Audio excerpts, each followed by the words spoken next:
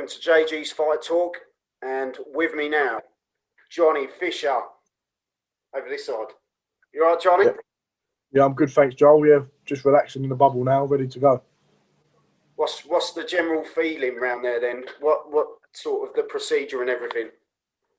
You don't see anyone, you just go straight to your room and you just sit here now for 15 hours or however long it takes and just wait for your result. Yeah, so when did you last have something to eat, or did they give you the meals, send the meals up? Give you 3 meals a day, and I brought a load of snacks in with me, so I'm well fed. About a couple of hours ago, I'm ready to eat again. So I've just been snacking the whole day. That's all I've been doing. Just building up the heavyweight physique. That's it. You've got to keep yourself strong, keep yourself fueled up. Yeah. Are the meals any good? Eddie's put some decent meals on.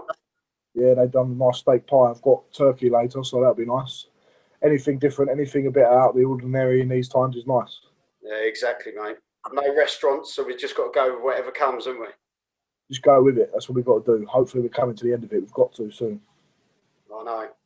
I just want to say thanks for your time, as I know fight week's a busy time, and it's a manic one, but I'm really chuffed, mate. A big supporter of yours.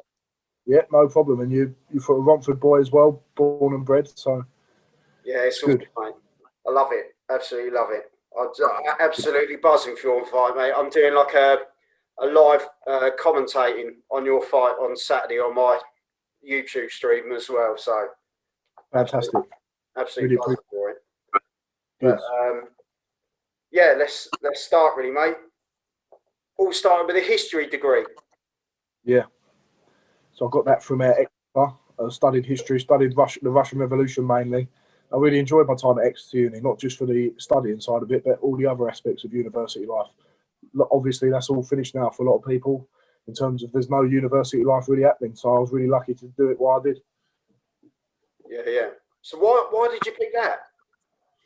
Always enjoyed history. My dad was a big history fan. We've always been watching the old war films. I remember in the house with my granddad when I used to go around his, just all the old westerns and the old World War II films. Yeah. And I just had an interest in history as a general subject. So I tried hard in all my subjects, but history's always been my favourite. I think the stories from history of great leaders and the battles that have happened and just heroic things that have happened in the past and shocking things. It's real life, and their stories are made into films, and it doesn't get much better than that, in my opinion. No, it's the fact you can delve as deep as you want, can't you, into history? It's whatever you take your interest in. My son Tommy, absolutely nuts on history. He can go into all sorts of stuff. He's into all the Spitfires and all that sort of thing at the moment. So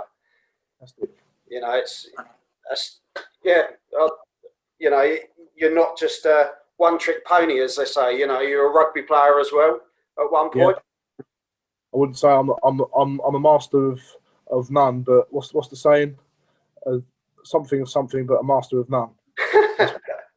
But I played rugby at a good level, to be honest with you. I played first team, freshers first team for Exeter Uni. So all the new intake who came in from all the sixth forms and colleges all over the country to Exeter, I managed to work myself into the first team of that year group over the course of the season, and then I was pushing on into the top first team in second and third year, just on the edge of getting into that really. But then at the same time I was boxing, so it was hard to commit to the rugby and really give it a good go. So I just started boxing in the end again after a little layoff with a broken hand injury. So it was the best decision I made, really. So has boxing always been sort of the big love of yours? Something you've always wanted to get into? I've always done boxing. I've done it since I was 5 or 6, and on and off while I was at uni and stuff like that. And at sixth form, I was playing rugby more at sixth form in the beginning of uni. But I've always had my head in the boxing gym, and always will be a big part of my life. Because you were amateur level, you had quite a short career, wasn't it? You had about 10 fights, and I think you knocked out 9 of them in the first round. No, I only had 4 senior fights actually, and 3 of them I knocked the first 30 seconds. So 6 of the others, I've had 10. 6 of them as a junior. I was before the age of 14 really. So I really had a short career, but I've gained a lot of my experience sparring some of these top guys like Joe Joyce. So it's been good for me. Yeah. I bet that was an absolute moment, wasn't it? sparring Joe Yeah, Joyce? yeah, brilliant. The first time was fantastic, and now we're friends now. He's my mate. He's managed by the same people, and we're good friends. Yeah, yeah. You're all under S-Jam, aren't you, with Sam? S-Jam Boxing, yeah. So we're all part of the same team, and we're good mates. Yeah, Sam seems a bit of a card. Yeah, he's a perfect man on your side of the corner.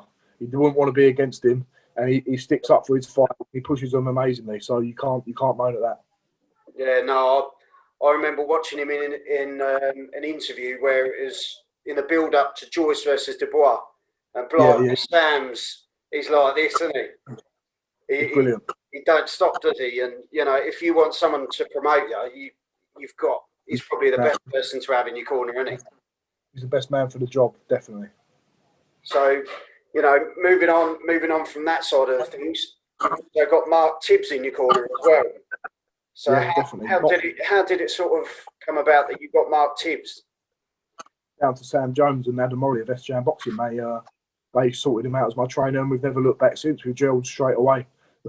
After the first session, came in for the second one, and he said, I want to train you, John, and off just over the moon with that. It was brilliant.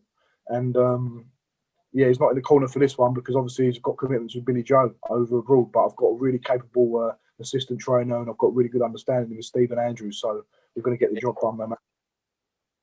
So, Romford Bull, where did the old nickname come from?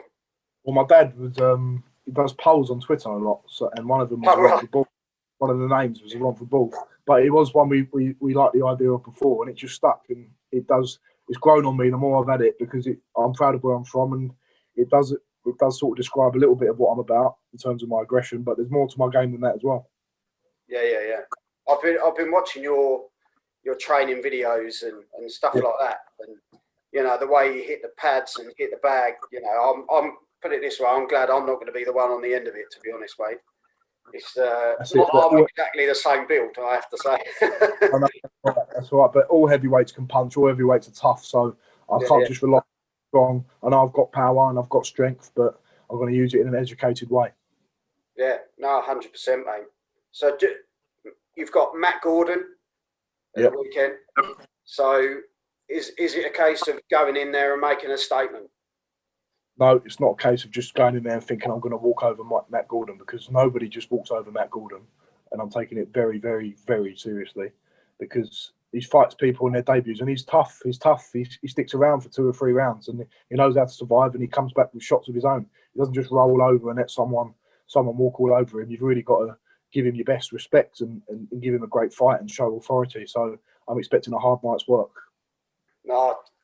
You know, if you go in there and get the job done early, mate, then the statement's there, isn't it? Do you know what I mean? Yeah.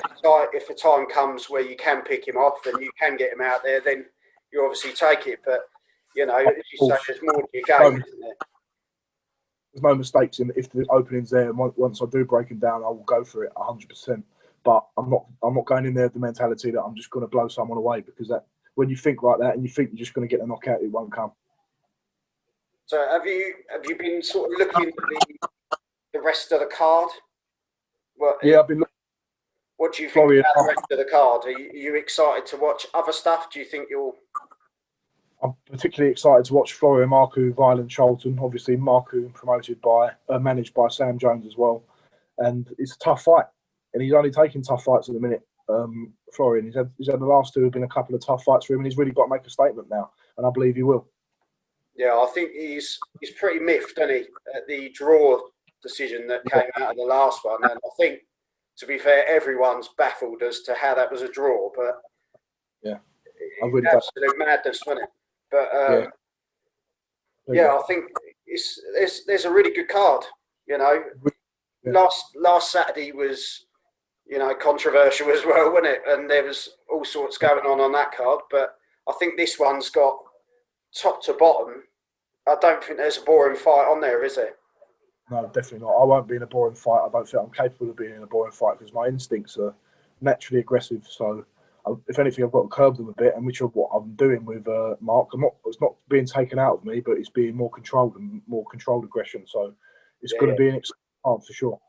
Especially when you, I suppose, deliver that, haven't you, over X amount of rounds. You know, this is 6-rounder, isn't it? This one, but you know, 4-rounder. it's just 4, is it? Yeah. Does it say Oh, 6? I've got. They're saying it's 6. It's only 4. oh right. That's only because I had it advertised as a 6. No, it's 4. I've got 2 4-round fights, and then from after that, it's going to go up to 6. Okay. Is there a general sort of way that they run it then? Is that how they normally run it? They start off as 4s, progress to 6, and then move upwards from there. Definitely, you don't just jump into 12-rounders. Some no. people can start on 12 straight away, but obviously my lack of experience, I need to start on 4s, and it was going to be taken slowly. So who's the sort of people you look at in the sport then? Is there, you know, you sort of look at people over the years that were sort of the inspiration for boxing, but is there people that you sort of look at now and you think, I want to be in their shoes in sort of, you know, you're only young, aren't you? So, you know, you've got it all ahead of you. But you look ahead and you think 10 years down the line. Well, yeah, Lennox Lewis is my idol, the person I really look up to and really rate the most. Tyson Fury is another one. He's probably the greatest of our era at the moment, closely followed by Joshua, them two at the top. But you can take motivation and inspiration from any boxer who's at the top of their game. So there's plenty of people I look up to, not just them guys I mentioned. I'll tell you, especially when you get a shout out from Tyson Fury, eh, Johnny? No, it's brilliant. It's unbelievable to have that man supporting me. He's really genuine and really, I'm really appreciative that he done that. Really nice of him. Yeah, I saw it and I was like, bloody hell, he's actually giving Johnny a shout out in like his kitchen, I think he was in. It's unbelievable. I thought that's probably the biggest honour you can get at the moment from a heavyweight, isn't it? So yeah, brilliant. So know that you've got those people behind you, mate. You know, yeah, as I say, our whole household is going to be behind you on Saturday, and I know there's so many people. Honestly, so many people are buzzing to see you get out there. That's it. I appreciate that. But yeah, I've got a lot of support, and I've got to now repay all that support on Saturday night and do my best. Oh, mate, I think you're going to go out there and do the biz and get it done. Yeah, that's the plan. I'll let you crack on because I know your dinner's probably not too far off now. 5 minutes away, I reckon. So I'm going to get ready for that. But no, thanks for coming on, Johnny. I really appreciate it. And, thanks for having me on. Mate. Hopefully we can have a catch up soon. We will. But thanks, Johnny, for the future. Thank you. That's my wife. Thanks very much. I said thank you. I'll do my best. I know you will, mate. But you take care, and I'll speak to you soon. I'll speak to you soon. See you later. Yeah, thanks, Johnny, mate. See ya. And that was JG's Fight Talk. Wow, I'm absolutely buzzing. And sponsored by Rich's Boxing. And I'll see you all soon. And good luck to Johnny on Saturday night. Come on the Romford ball.